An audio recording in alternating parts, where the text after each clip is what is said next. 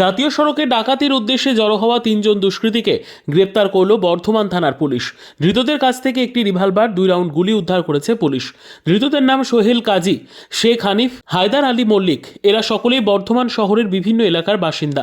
তাদের বিরুদ্ধে নির্দিষ্ট ধারায় মামলা রুজু করে মঙ্গলবার পুলিশ বর্ধমান জেলা আদালতে পেশ করেছে।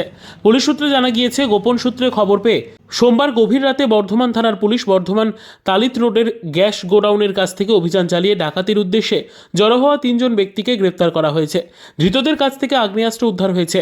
পুলিশের প্রাথমিক জিজ্ঞাসাবাদে ধৃতরা স্বীকার করে নেয় তারা এই রাস্তায় চুরি ও ডাকাতির কাজে যুক্ত। এদের বিরুদ্ধে জেলার অন্যান্য থানায় ডাকাতির সঙ্গে যুক্ত থাকার অভিযোগ রয়েছে বলে জানা গিয়েছে। Bureau report, PB news.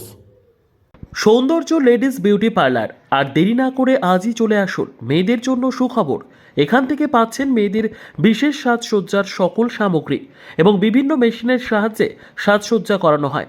এছাড়া এখানে সমস্ত রকমের হাতের তৈরি হোমমেড প্রোডাক্ট পাবেন।